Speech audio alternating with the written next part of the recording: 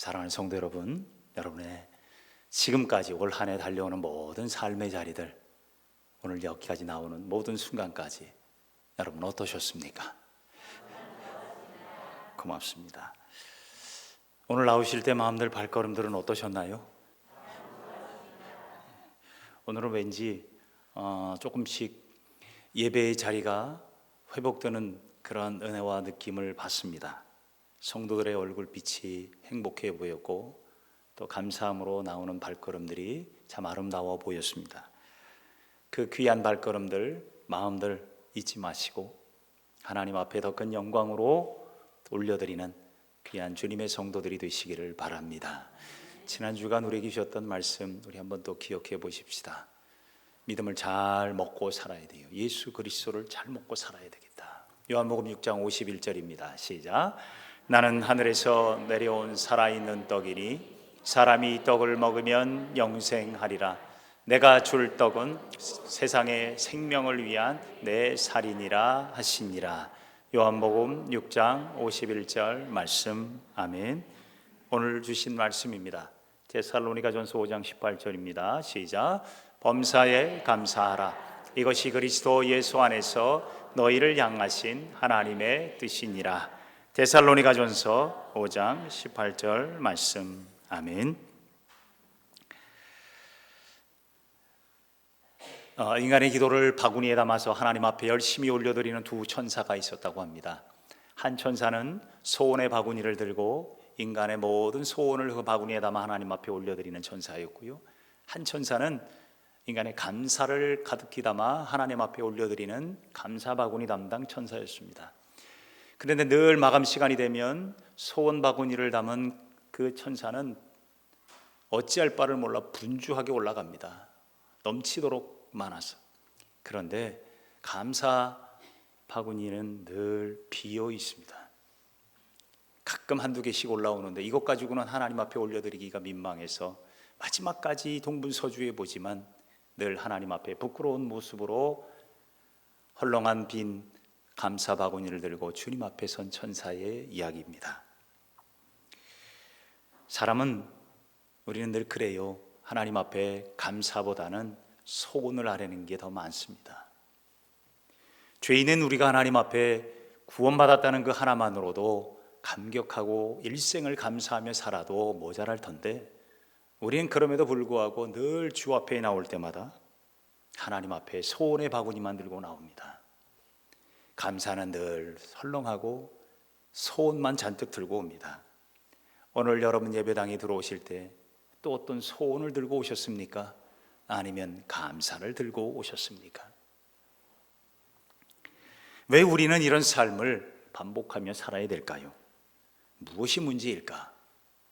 오늘 사도 바울은 본문 15절에 이렇게 말씀합니다. 너희는 또한 감사하는 자가 되라. 뭐 하는 자가 되라고요? 감사하는 자가. 여러분, 여기서 우리가 중요한 게 있습니다.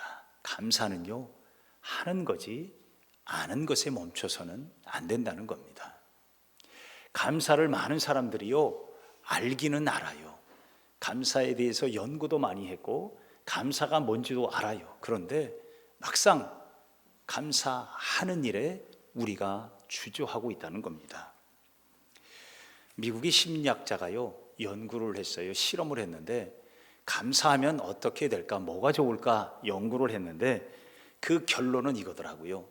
감사는 우리의 삶의 모든 무거운 짐과 걱정과 근심들을 싹 한번 지워버리는, 영어로 말하면 컴퓨터에 리셋하는 겁니다. 다시 재부팅 해주는 것과 같다. 그래서 감사는 우리의 삶에 늘 필요하고 감사가 넘치는 삶일수록 행복하다는 것입니다. 이처럼 감사에 대해서 연구도 하고 알기도 하고 지식도 많지만 궁극적으로 결정적인 문제는 감사를 하고 사느냐는 겁니다. 감사는 아는 게 아니라 하는 겁니다. 우리 한번 따라 하십시다. 감사는 아는 게 아니라 하는 거다. 감사는 하는 겁니다. 그런데 우리가 왜 이걸 잘 못할까? 우리가 세 가지를 우리가 잘 모르기 때문입니다. 첫째로는요, 우리에게는 그리스도의 평안이 우리 안에 필요하다는 것입니다. 오늘 본문 15절에 그리스도의 평강이 너희 마음을 주장하게 하라 라고 기록을 합니다. 평강이 우리의 마음을 주장하는 거예요. 우리는 평강이 있어야 돼요. 사람이요, 배부르고 넉넉하면 모든 것이 여유로워집니다. 그런데 평안이 없으면 불안하고 걱정하고 염려 속에 파묻힙니다.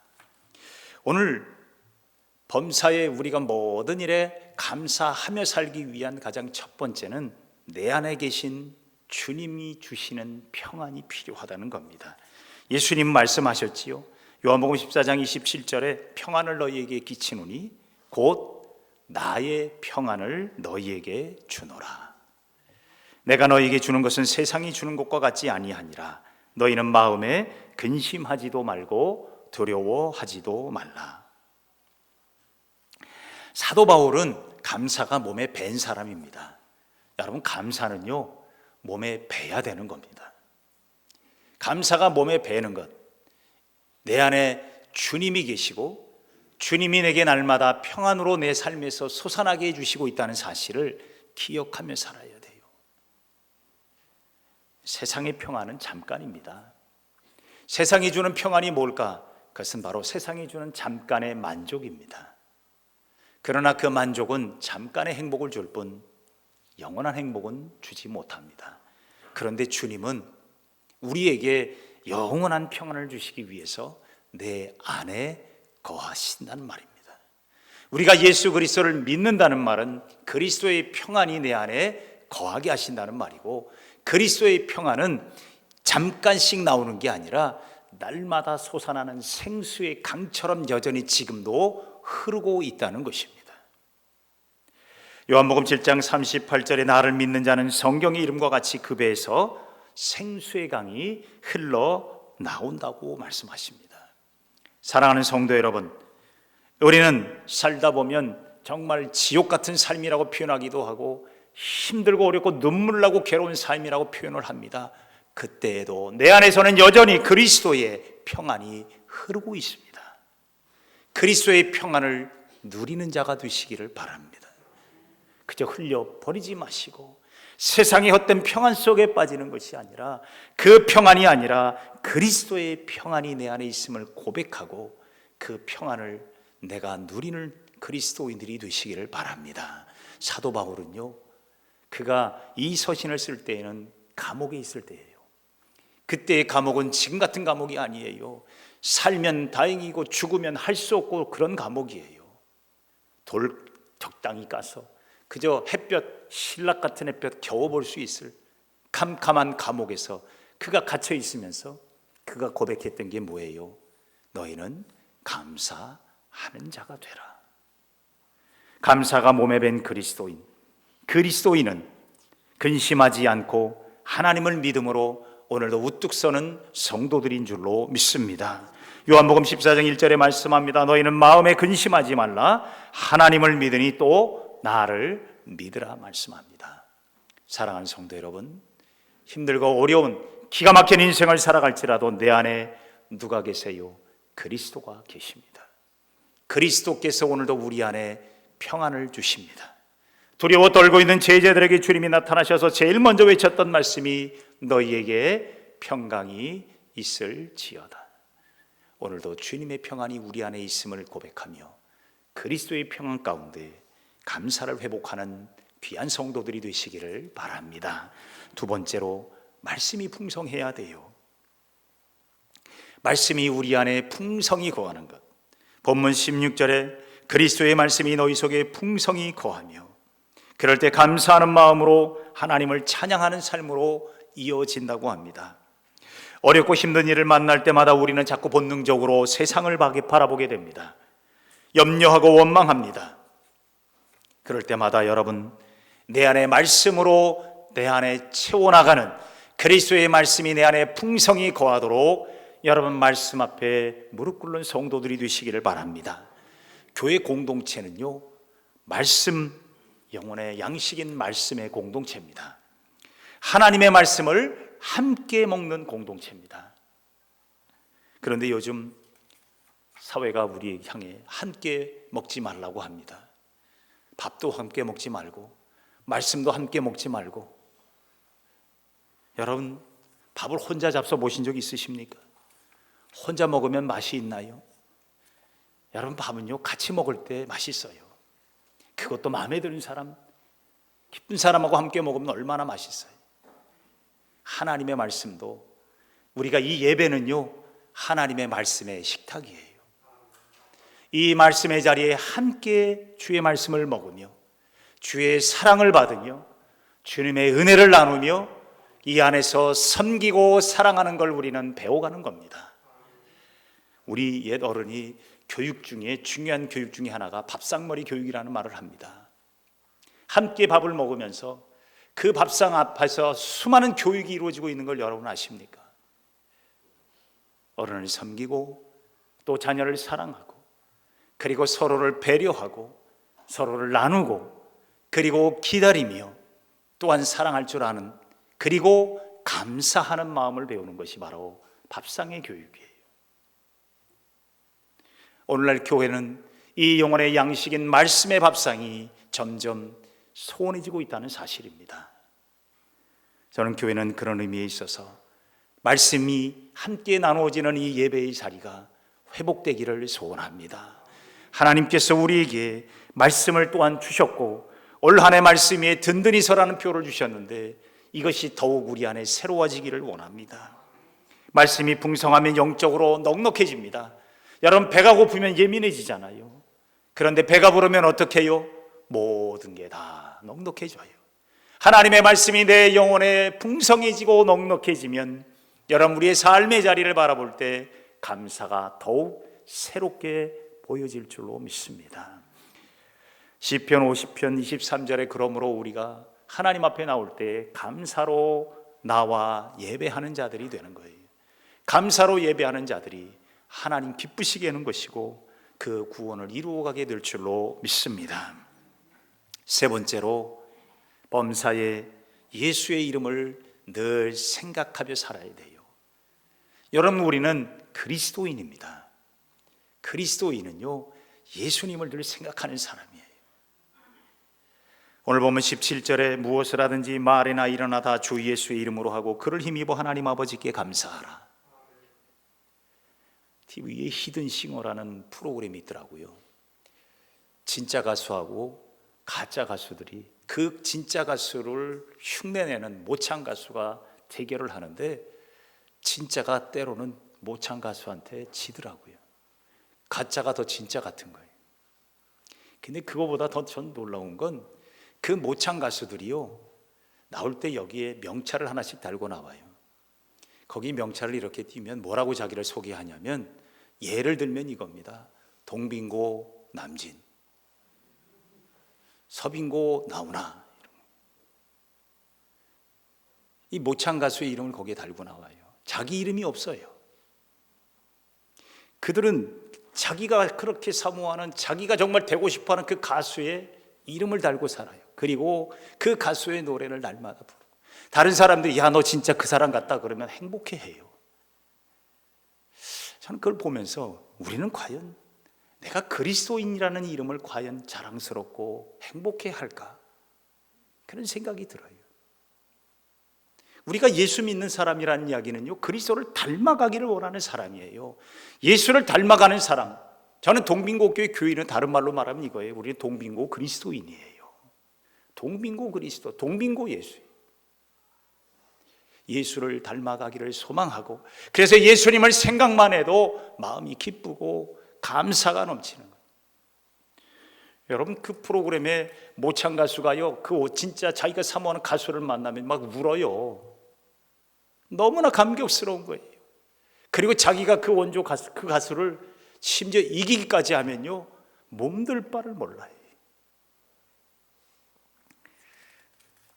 여러분, 그리스도인이란 예수를 닮아가는 사람이라는 뜻입니다.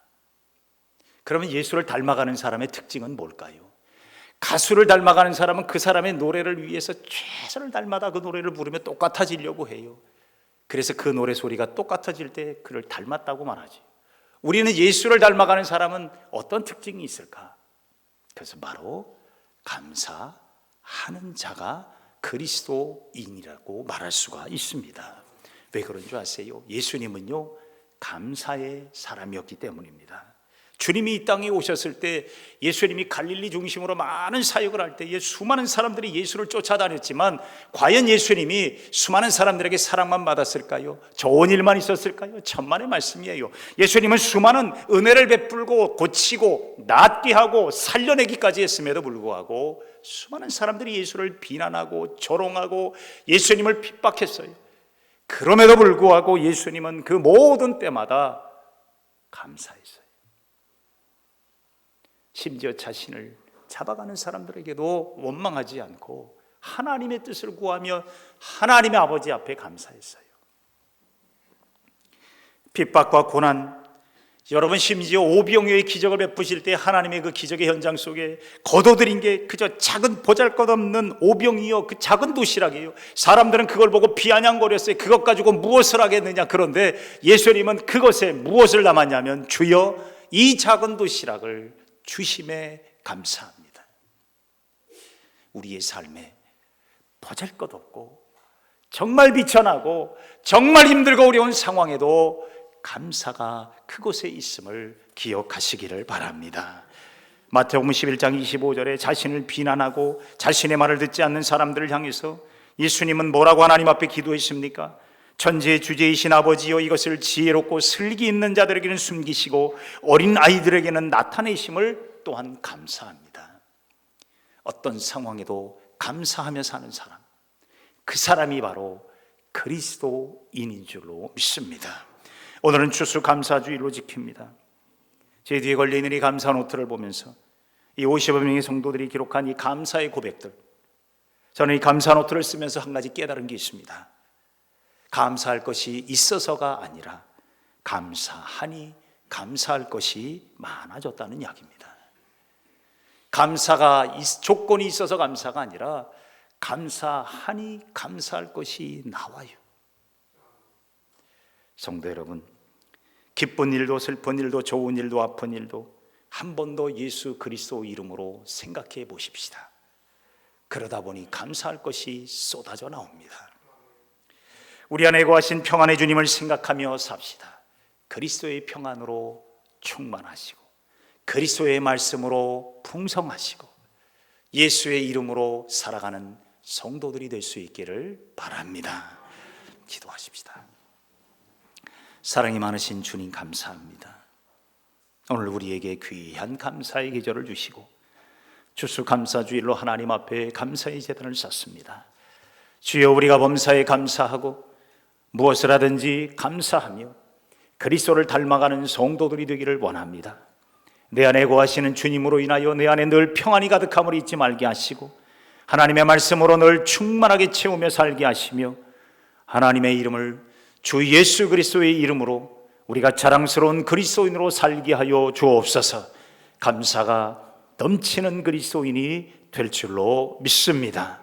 예수님의 이름으로 기도하옵나이다. 아멘.